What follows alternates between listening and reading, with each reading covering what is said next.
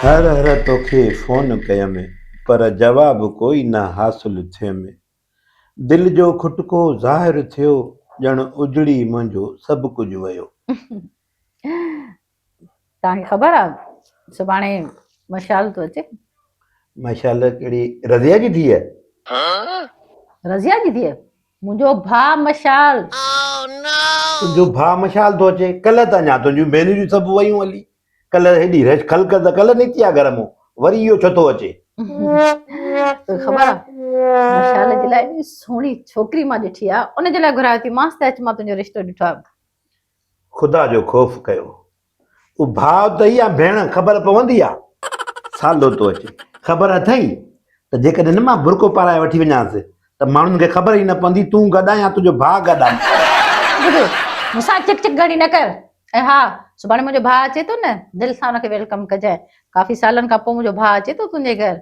ऐं हा, जिते मां रिश्तो ॾिसण वञा थी न, तूं बि असां सां गॾु हलंदी। ॻाल्हि ॿुध ॾाही थी। मां अॼु बि चवां थो त न हलंदो माए, सुभाणे बि न हलंदो माए। मां इहा ॻाल्हि चई थो छॾियां। छा हरू भरू जेको आहे सो तुंहिंजे भाउ खे वठी हलूं। जिते वठी हलंदासीं न रिश्ते वारा, उहे छा चवंदा? चवंदा ख़ुदा जे वास्ते असांखे त ॾेखारियो अथव, ॿिए कंहिंखे न ॾेखारिजो। करे छा थो? केॾा तबसरा शुरू कया थी, या को मां तुंहिंजी बकवास थी वेठी सां। कॾहिं कहिड़ा नाला तूं मुंहिंजे भाउ ते रखे, कॾहिं छा थो चवेसि, कॾहिं छा थो चवेसि। छो सुहिणो सेब तो मुंहिंजो भाउ, अलाह हुनखे हयाती ॾे। सालनि खां पोइ जेको आहे मुंहिंजे पीउ माउ खे थियो हुयो, बाबा खां पिनी वरितो हुयोसीं। अलाह ज़िंदगी ॾेसि, तूं ईअं थो चवें। ख़बरदार जो मुंहिंजे भाउ जे लाइ को लफ़्ज़ बि ॻाल्हायो थी, हमेशह मुंहिंजो भाउ ईंदो तुंहिंजी किरकिरी शुरू थी वेंदी आहे। किरकिरी कोन थो कयां, ॻाल्हि सही कई माए। हा साईं, हे वीचारो ॻाल्हि सही थो करे। बसि हाणे वधीक मूंसां बहस न कर। ऐं हा, मां लिस्ट बि ठाहे रखी थी मैं, उनमें कुझु फ्रूट लिखियल अथई ऐं इन खां अलावा गोश्त सब्जी सभु कुझु लिखियल थी।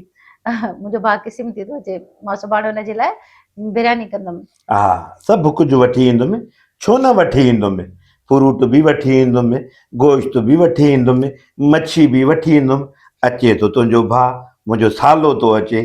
ऐं ख़बर अथई जेकॾहिं न मां हुनखे बुरको पाराए वठी वञा त माण्हू इहो ई चवंदा तूं मूंसां गॾु आहे, ख़बर ई न पवंदी।